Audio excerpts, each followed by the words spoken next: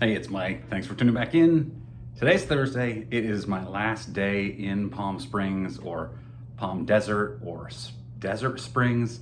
It's really confusing. I think it might be three different towns that people just think are the same. I don't know. It's confusing.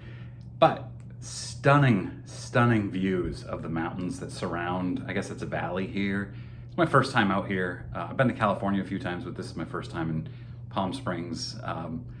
Really beautiful area. In Maine, we're accustomed to mountains that are covered with trees, that are green, and here the mountains are rocky.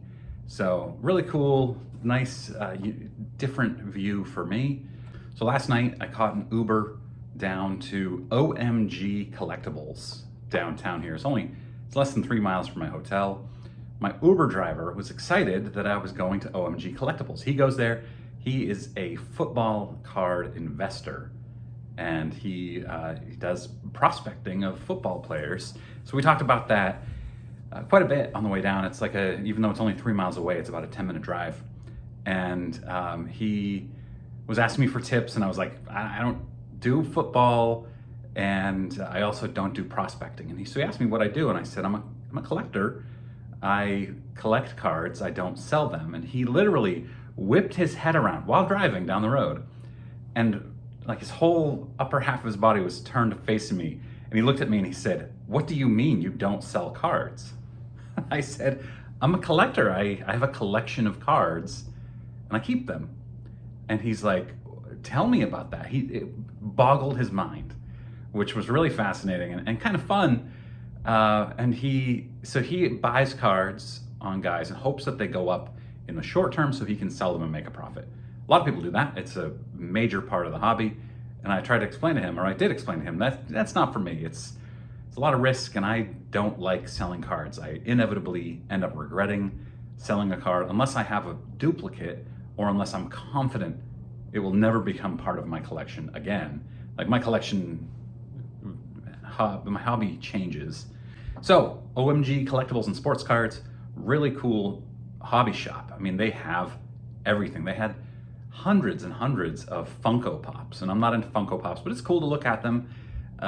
It's everything. They have Pokemon, they have wrestling cards, they have tons of autographs, which I'll get into a little bit. They have a huge wax wall, and the wax is reasonably priced. It's actually, I think, at retail for the retail boxes. It was good. It was really good prices. It's a spacious store. There are tables, you can sit down. I heard one of them talking about how he wants to get into he wants to start a gaming club in there at some point, one of the employees.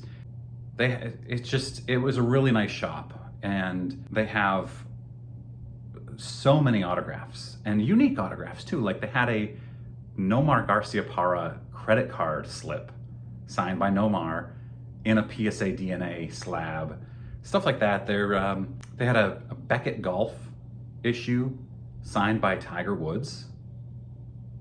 Neat. It's cool. And the prices are pretty much what you would expect for a good thing. Everything there seemed to be priced to sell.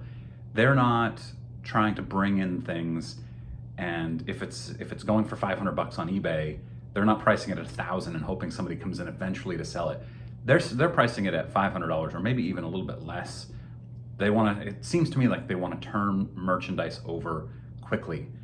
And that's perfect. If you are in a high volume area and you get a lot of people in, which I'm guessing they do.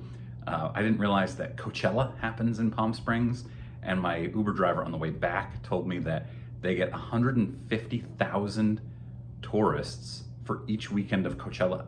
They had a Dodgers World Series signed jersey.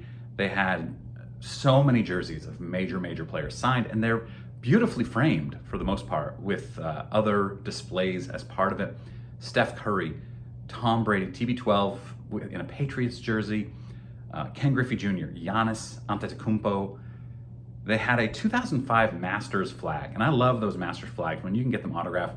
One of these days, I'm not a big golf guy, but I want one of those. This one was signed by Tiger Woods. So really cool shop. There was so much. and the wax wall was huge. I didn't buy any wax. I know you think I did, but I didn't.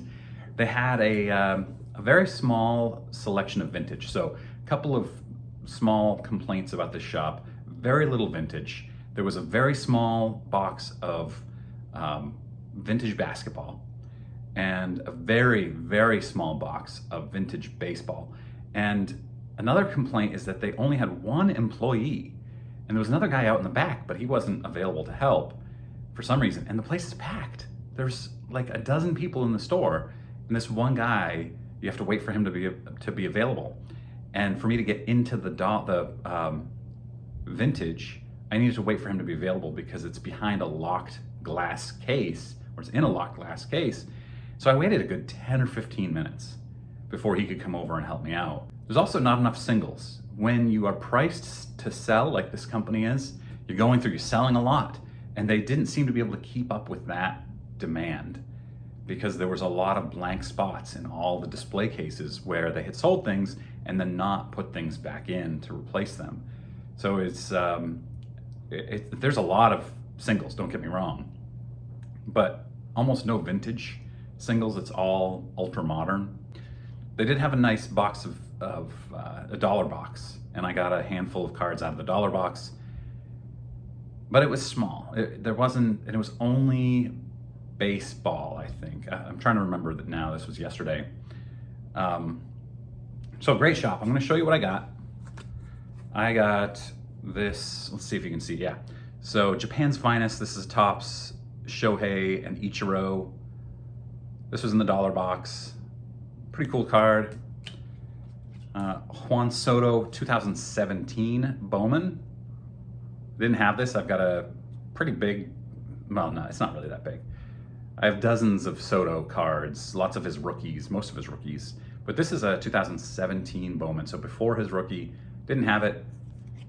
Really cool to find in their bargain bin. And then another Shohei. Actually had quite a few Shohei that I picked up. Had a lot of Shohei. This is Topps Gold Label Shohei. So I thought that was cool. This is from 2019. And then I don't know, you can probably tell me this is like a Topps Chrome Mojo, I don't know. Somebody put it in comments, refractor. And then in that vintage bin, I picked up this 1951 Topps Warren Spahn. Not bad. It's not in good shape at all, but I didn't have any 51 Topps. And then they also had this Duke Snider 51 Topps. I have his 52 Topps that I bought off my buddy Kevin, but this was a 51. And I mean, the prices were really good, and they negotiated. I was paying cash, and I said, do you negotiate prices if I'm paying cash? And he said, eh. But he gave me a much better deal than I was expecting for these, I don't know, 6 cards or whatever it was. Have you ever been to this store? What do you think about it? Let me know in comments. Have you ever been to Palm Springs? If you do, you should definitely check out the store. Very cool place. Somebody mentioned that they're on Instagram, so maybe I'll post on there and tag them that I was there and put up a video. If you're new here, I do pretty much daily sports card content. This weekend, I am doing the Attic Find Friday, post Saturday, maybe Sunday. I've got a really busy weekend. I don't get home until late Friday night. So thank you very much for watching. I appreciate it. Have a great weekend.